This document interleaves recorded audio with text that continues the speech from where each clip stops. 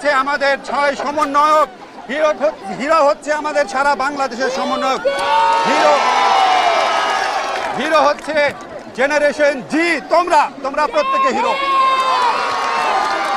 তোমরা হিরো, তোমরা সবাই হিরো। তোমরা আজকে অসম্ভবকে সম্ভব করেছো।